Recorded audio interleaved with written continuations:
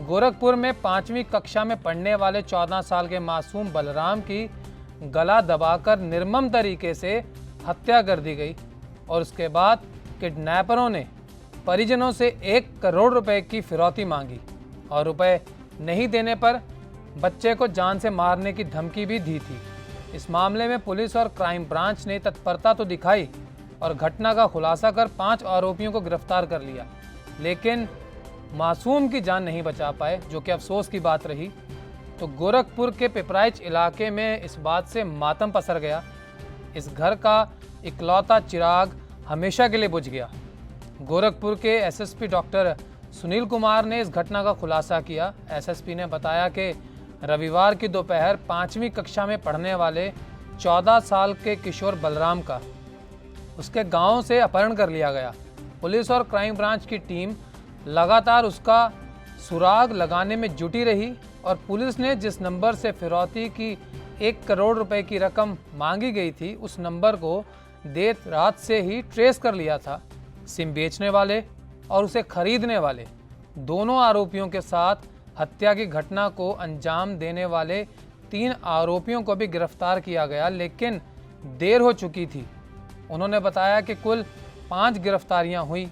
साथ ही घटना में शामिल 2 आरोपियों की पुलिस तलाश कर रही है। आरोपियों में एक उसके गांव का ही निकला और इसी वजह से अपहरणकर्ताओं को यह शक हो गया कि पहचान का होने के कारण वह पकड़ में आ सकते हैं। शायद यही मुनासिब वजह रही जिसकी वजह से बच्चे को मौत के घाट उतार दिया गया और उसे जंगल धूसड़ के पास केवटिया नाले में फेंक दिया गया। पुलिस ने मामले में ताबड़तोड़ छापेमारी की, कार्रवाई को अंजाम दिया, 5 आरोपियों को गिरफ्तार किया, लेकिन बलराम को नहीं बचा पाए। तो वहीं अगर बात करें राज्य प्रशासन की, सीएम योगी ने मृतक के परिजनों को 5 लाख रुपए का मुआवजा ऐलान दिया, लेकिन क्या ये 5 लाख रुपया अपने आप में काफ़ी होगा एक मासूम की जान जाने के बाद?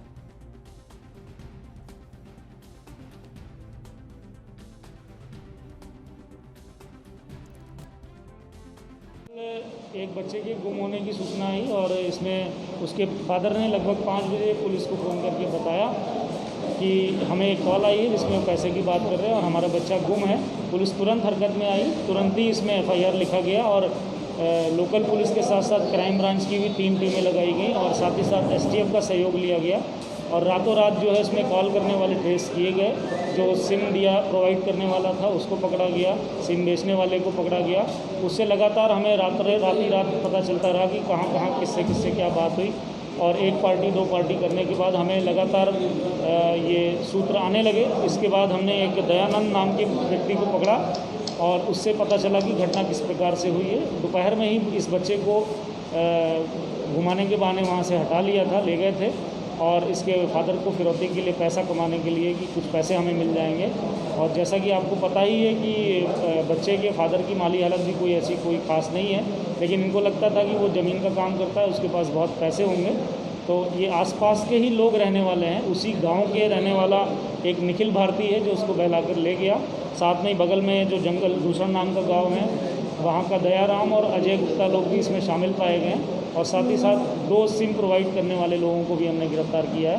कुल 5 लोगों को गिरफ्तार किया है और घटना का खुलासा करने में हमें बहुत मदद मिली है। हमें लगातार सीनियर ऑफिसर से गाइडेंस मिलती रही और इसमें चूँकि मामला बहुत ही संवेदनशील था, बच्चे से जुड़ा था और पुलिस टीम ने लगभग 12-14 घंटे में सारी कहानियाँ खोलने की कोशिश करी और पूरी तरह से आज आपके सामने है। सर, मोटिव क्या रहा है पूरे हत्याकांड? मोटिव पैसे के लालच में और पहचान छुपाने के लिए जो है फिर बाद में इन्होंने इसका मर्डर कर दिया जल्दबाजी में और उसको फिर जो है कल ही रात में, जैसा कि डेड बॉडी देखने से पता चलता है, कल रात में ही इन्होंने शाम को उसको बोरे में भर के नाले में फेंक दिया। सर, क्या कोई दुश्मनी थी परिवार से, कुछ ऐसा एंगल? इस तरह के एंगल अभी चूँकि it is too early to say, अभी कुछ घंटों पहले ही खुलासा हुआ है। अभी जांच जारी है, विस्तृत जांच में और कारण निकल के आएंगे। प्रथम दृष्टया ये निकल के आ रहा है पैसे का इनको लालच था और पहचान छुपाने के लिहाज से जो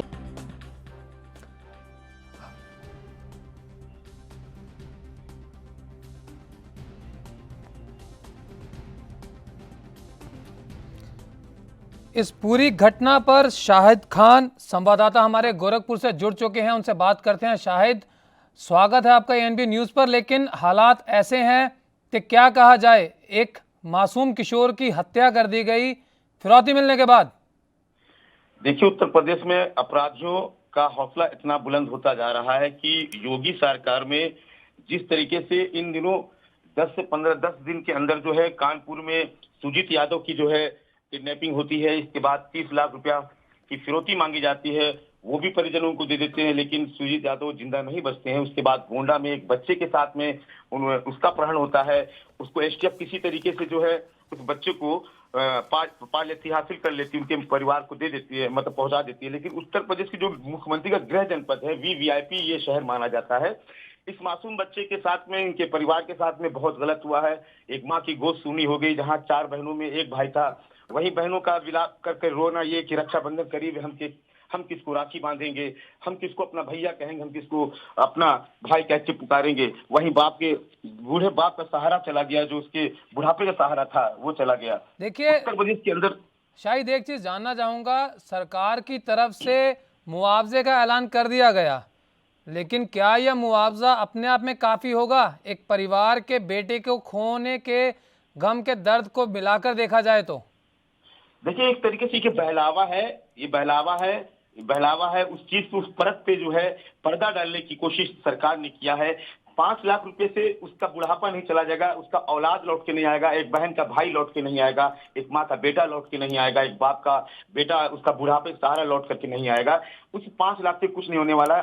आपने गौर किया होगा कि जब सुजीत यादव की हत्या होती है, सुजीत यादव से लोगों ने किडनैपिंग से 30 लाख रुपए मांगा था, अखिलेश यादव ने वो वहां पर जो है 5 लाख रुपया दिया था। वहीं पे उसी सुबुराहट को यहाँ के लोगों ने कहा कि पैसा दे करके योगी सरकार हमारे बच्चे को नहीं ला सकती, हमें पैसा नहीं, हमें वो हत्यारे चाहिए। फिर भी पुलिस ने उन 5 को गिरफ्तार कर लिया है और उन 5 को एनएसए लगाने के लिए मुख्यमंत्री योगी आदित्यनाथ ने कहा, उनके खिलाफ कठोर से कठोर कार्रवाई करने को कहा है। उनके खिलाफ फास्ट ट्रैक कोर्ट में जो है जल्द से जल्द सुनवाई हो ताकि उनको जल्दी से सजा मिले। देखिए, सुनवाई करना एक अलग चीज है, लेकिन जब मामला सामने आता है, पुलिस कहती है कि हमने वो नंबर ट्रेस भी कर लिए, इतना कुछ करने के बाद भी किसी मासूम की जान चली जाती है। ठीक है, पुरानी घटनाओं को अगर देखा जाए तो एक के बाद एक घटनाएं सामने निकल कर आती हैं, तो किसकी लचर व्यवस्था है ये? सरकार की, पुलिस की, किसकी? आखिर सरकार की लचर व्यवस्था है, पुलिस की लचर व्यवस्था है। पुलिस ने, यही स्थानीय पुलिस ने, जब लड़का किडनैप होता है 3 बजे फोन आता है उसके पिता के पास में कि आपके लड़के को हमने किडनैप कर लिया है और उनसे 1 करोड़ की फिरौती भी मांगी गई।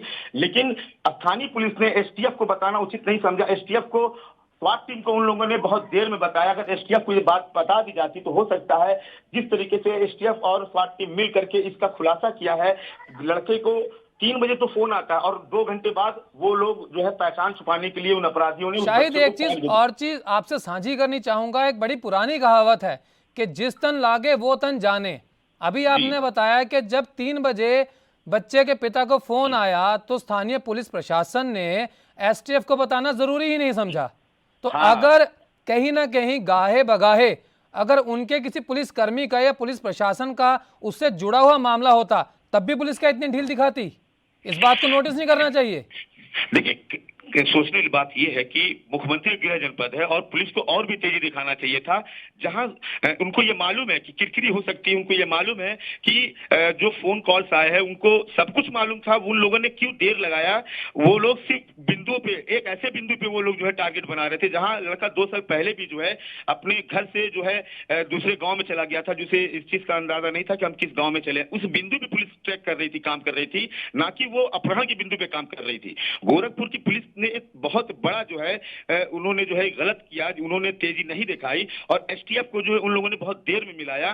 तो कहीं ना कहीं बहुत बड़ी कानून व्यवस्था और उत्तर प्रदेश सरकार के अंदर किस तरीके से उत्तर प्रदेश सरकार अब यहाँ उत्तर प्रदेश के अंदर शासन कर रही है, अपराधियों में खौफ किस तरीके का होना चाहिए सरकार के खिलाफ, सरकार के प्रति, लेकिन वो खौफ नजर नहीं आ रहा। कहीं ना कहीं खौफ तो बिल्कुल भी नजर नहीं आ रहा। सरकार कहती तो है कि ठोक डालो, ठोको नीति, लेकिन ठोको नीति का तो उलट नजरिया सामने आ रहा है कि मासूम मर रहे हैं, बेकसूर मर रहे हैं। चाहे वो लैब टेक्नीशियन का मामला हो, चाहे वो हालिया मामला देख लें, तो पुलिस की बड़ी लापरवाही नहीं कही जाएगी कि उन्होंने जब उस फोन नंबर को ट्रेस कर लिया तो बजाय उस पर कार्रवाई करने के आराम से बैठे रहे कि चलिए देखते हैं कि 2 साल पहले भी अगर बच्चा गायब हो गया था तो कोई बात नहीं, खुद से घर आ जाएगा। इसको किस नजरिए से देखेंगे हम लोग? इसी बिंदु पे तो उन्होंने ज्यादा समय तो पुलिस ने इसी पे जो है गवा दिया कि उसके दोस्तों को, जो उसके अगल बगल के दो दोस्त उसके साथ खेलते थे, जो उसकी उम्र में 12 से 13 साल के साथ में खेले, उनसे पूछताछ वो लोग कर रहे थे। रात में 12 बजे 11-12 बजे तक मैंने भी जो है एसओ से इस बात की जानकारी लेना चाहा तो एसओ ने बताया कि पूछताछ कर रहे हैं, उनके दोस्तों से पूछा जा रहा है। और उन्होंने ये भी बताया कि बच्चा जो है 2 साल पहले भी अपने घर को छोड़ के जा चुका है। उस बिंदु पे भी हम लोग काम कर रहे हैं। तो शायद आपको कुछ समय के लिए रोकना चाहूंगा, लाइन पे बने रहिए। तौकीर आलम कांग्रेस प्रवक्ता हमारे साथ जुड़ चुके हैं। तौकीर, बहुत बहुत स्वागत है आपका हमारे एएनबी न्यूज पर। लेकिन जैसा मैंने शाहिद को कहा, हालात ऐसे नहीं है कि खुशी से मिला जाए, तो आप इस पूरे मामले पर क्या कहना चाहेंगे? सरकार की गलती है?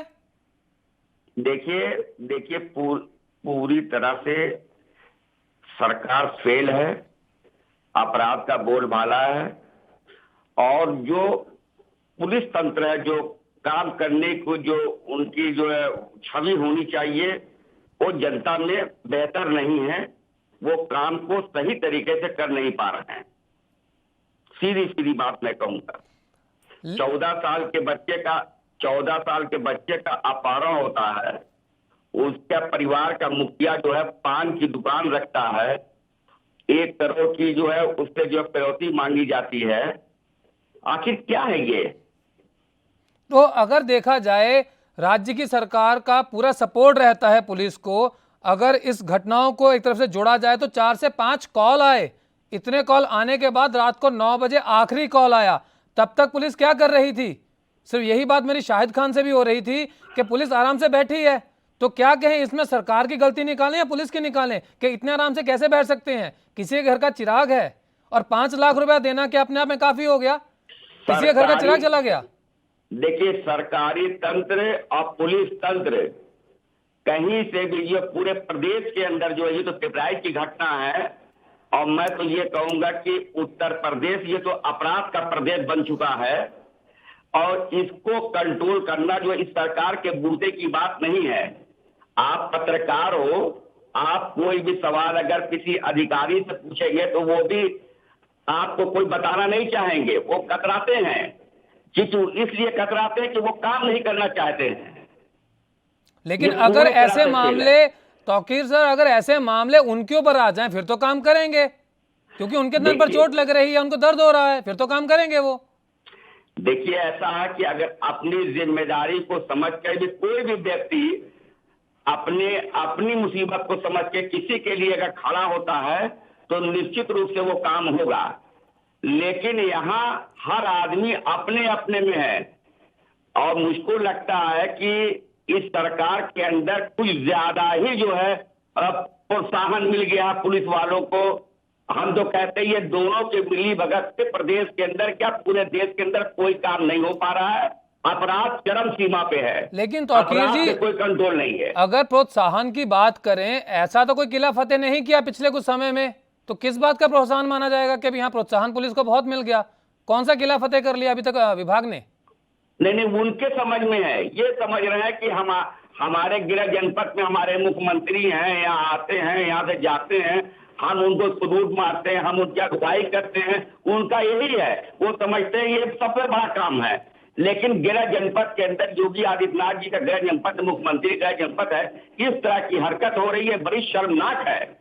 तो अगर मुख्यमंत्री का वो संसदीय क्षेत्र भी है तो उल्टा पुलिस को और अच्छे से काम करना चाहिए। लेकिन पुलिस की ये ढुलमुल तरीके का जो रवैया है, उससे तो और सबसे बड़े प्रश्न चिन्ह खड़े हो जाते हैं विभाग पर कि आखिर कर क्या रहे हैं ये लोग। सीधी सादी बात बता रहा हूं कि पुलिस बेलगाम हो चुकी है। इसके पीछे आप किसको दोष देना चाहेंगे? क्या है बेलगामी का कारण, सरकार या पुलिस विभाग खुद से? दोनों, सरकार भी है, पुलिस तंत्र भी है। तो आप क्या सलाह देना चाहेंगे, आखिर क्या किया जाए? किस तरीके से यूपी राज्य में अपराधों के बिगड़ते हुए हालात, खौफ पुलिस और प्रशासन के नाम का खत्म हो चुका है, उसको कैसे कंट्रोल किया जाए? जरा इनको शिक्षा भी दीजिए, बताइए जरा। देखिए, हमें लगता है जो दिखता है, और सच बात यह कि उत्तर प्रदेश बड़ा है, बहुत बड़ा है, और उत्तर प्रदेश के अंदर ये व्यवस्था जो है, जो करनी चाहिए सरकार को, वो कर नहीं पा रही हैं। पूरी तरह से जो है कानून व्यवस्था इसीलिए फेल है, और जो तंत्र होना चाहिए काम लेने का या काम कराने का, वो भी फेल है। और जो हालात पूरे प्रदेश के अंदर है वो आपसे छिपा नहीं है, और प्रदेश के लोगों से, देश के लोगों से छिपा नहीं है। देखिए तौकीर, एक चीज सामने जो आ रही है कि इनके पिता की एक दुकान थी, उसके बाद उनकी एक जमीन थी, जमीन बिकी, जिसके बाद उन्हें कुछ पैसे मिले, और वो पैसे मिलने के बाद इस पूरी वारदात को अंजाम दिया गया। लेकिन जब पुलिस को इस मामले का पता चला, बजाय उसने गांव में आके तहकीकात करने के, उन्होंने इस पूरे मामले को इससे जोड़ दिया कि 2 साल पहले ये जो बच्चा था वो किसी दूसरे गांव में भाग गया था, जबकि किडनैपिंग का फोन आ चुका है। उसके बावजूद भी पुलिस ने गांव में जाके इस चीज की तफ्तीश करने की कोशिश ही नहीं की। इतने आराम से वो लोग बैठे हैं। देखिए, पुलिस अगर चाह ले तो मंदिर और मस्जिद, चर्च और गुरुद्वारा से एक जोड़ी चप्पल नहीं गायब हो सकती है। मैं साहब की बात से बिल्कुल सहमत हूं। ये बात हमारे, अगर फिल्म इंडस्ट्री की बात की जाए तो एक मूवी में भी आती है कि अगर पुलिस विभाग ठान लेना तो एक मंदिर या मस्जिद के सामने से चप्पल नहीं कोई चुरा सकता, लेकिन यहाँ पे किसी के घर का चिराग जला गया और पुलिस आराम से बैठी है। मैं बहुत साफ लफ्जों में कहना चाहता हूं कि अगर वो पान की दुकान बेचारे के पास थी, उसके मृतक के पिता के पास, और उन्होंने जमीन बेचा, और जमीन बेचने के बाद जाहिर सी बात है कि पैसा उनके पास होगा। तो जब पैसा उनके पास होगा तो अपराधी जो है, जिस अपराध को घटना का अंजाम दिया है, उस अपराधी को तलाश करना चाहिए कि आप पिछले 2 साल पहले जाकर के 12 साल, 13 साल, 10 साल के बच्चों से आपको पूछना चाहिए। और सबसे बड़ी बात, फोन को ट्रेस भी कर लिया था उन्होंने कि हाँ भाई फोन से कहां से उनको कॉल आया। इसके बावजूद वो पुरानी घटना से जोड़ रहे हैं, और अभी तक प्रशासन की तरफ से किसी अधिकारी पर कोई कार्रवाई भी नहीं हुई।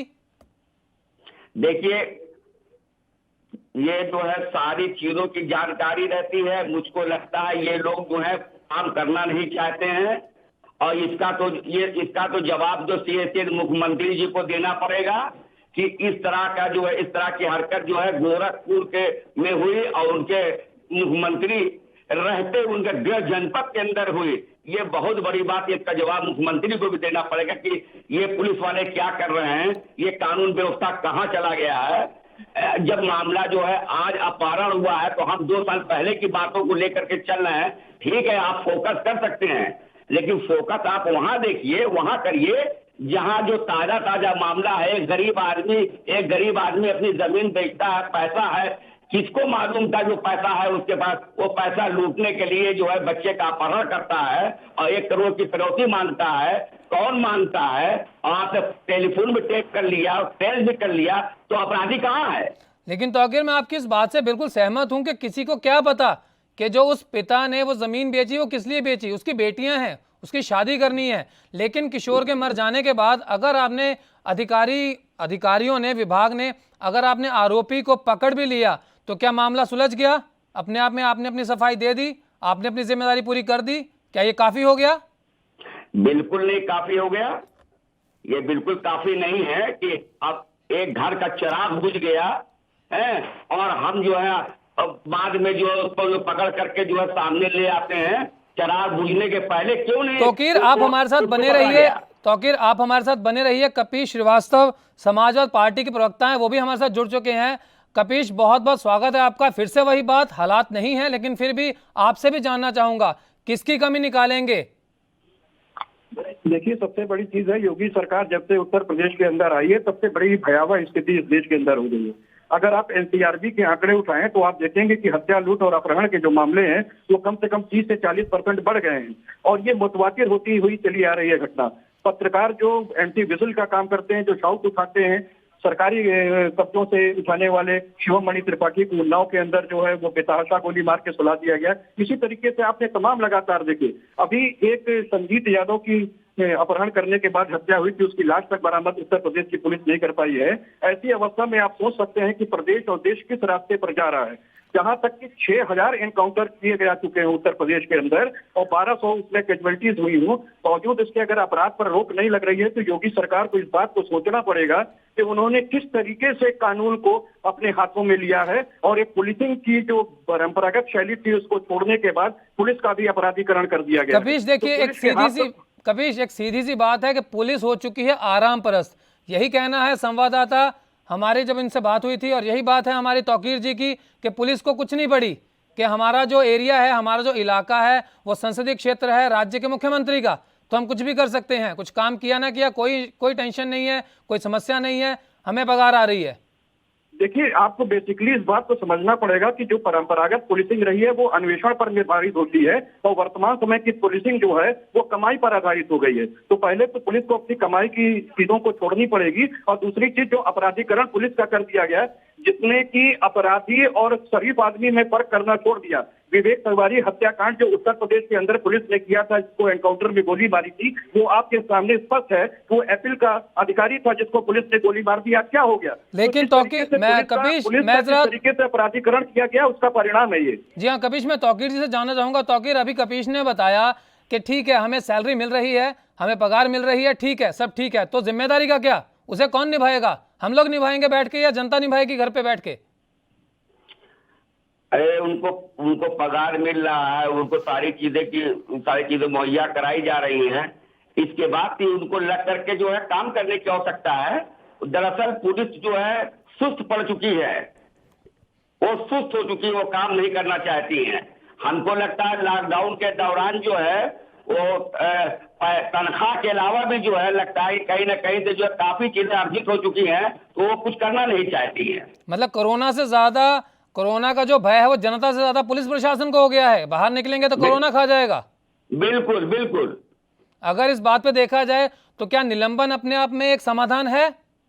क्या कहना चाहेंगे इस बारे में कपी साहब?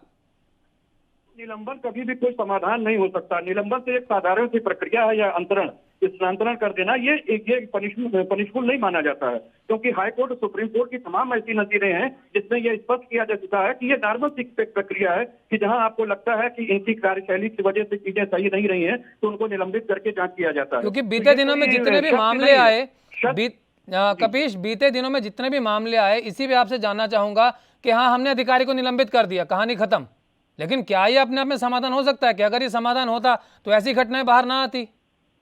नहीं, देखिए, अगर निलंबन और स्थानांतरण कर देना अगर ये समाधान होता तो बहुत पहले ही इसका समाधान उत्तर प्रदेश के अंदर देखने को मिल जाता। लेकिन यहाँ तो पुलिस से लेकर ऊपर तक साठगांठ है। यहाँ तो खादी की जो जिस तरीके से तालमेल चल रहा है, और विकास दुबे एनकाउंटर के अंदर उसका मुंह छिल दिया जाता है ताकि किसी कानून के, ताकि अगर किसी मंत्री का भी संरक्षण उसे प्राप्त हो रहा हो तो वो उजागर ना हो सके। तो ऐसी स्थिति में ये प्रदेश है, जानबूझ करके मुंह छिल दिया जाता है ताकि जो खाकी और खादी का जो संपर्क है वो सामने ना आ सके। देखिए, आप इस बात को समझिए कि अपराधीकरण पुलिस का हटाना पड़ेगा, क्योंकि अगर पुलिस के मुंह में खून लग जाता है तो वो खुद में एक सुपारी किलर हो जाती है। तो देखिए, कई बार ऐसे मामले देखने में आते हैं, सुपारी किलर हो चुकी है कपीश, कई बार ऐसे मामले देखने में आते हैं जहां कहीं ना कहीं जो पुलिस प्रशासन है उसमें से कई कर्मचारी निकल कर बाहर आते हैं जो आरोपी निकलते हैं। उस समय तो पुलिस चुपचाप कार्रवाई करके कहानी खत्म कर देती है, और जब किसी गरीब का या किसी मासूम का कत्ल हो जाता है तो वो सफाई देने में लग जाती है। देखिए, ये पुलिस का पुराना एक रवैया है जो कि इस समय में और ज्यादा बदतर होकर के सामने आया है। बिना पुलिस की संलिप्तता के चोरी तक नहीं होती है उनके हलकों में, डकैती तक नहीं होती है, बलात्कार तक नहीं होते हैं। अगर पुलिस चाहे तो इनके हाथ इतने लंबे और कारगर होते हैं कि ये किसी भी मामले को 2 घंटे से 2 दिन के अंदर खोलने में सक्षम होती है। लेकिन कहीं ना कहीं से प्रेशर होता है, तमाम ऐसे खादी और खाकी के संपर्क हो जाते हैं जिसमें पुलिस व्यवस्था भी टूटती है। और इसको अगर खोलने की जरूरत थी तो आपको वाकई में काम करते हुए नजर आना चाहिए। अभी जी हाँ कपीश, हमारे तथ्य जो हैं, चाहे वो मेरे हों, चाहे वो कपीश आपके हों या तौकीर आपके हों, हमारे जो तथ्य हैं वो अपने आप में सार्थक नहीं कह सकते जब तक पुलिस प्रशासन इस पर पुरजोर तरीके से कार्रवाई नहीं करती। और जो महकमे में ढुलमुल रवैया है, कुंभकर्णी नींद में जो सो रखे हैं, जब तक वो उठते नहीं हैं तब तक हालात सही नहीं होंगे। लेकिन कपीश आपका, तौकीर आपका समय देने के लिए बहुत बहुत धन्यवाद।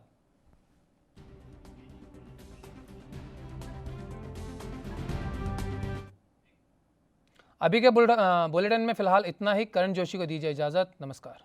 देश दुनिया की खबरों के लिए ANB न्यूज को सब्सक्राइब करें और बेल आइकन दबाएं।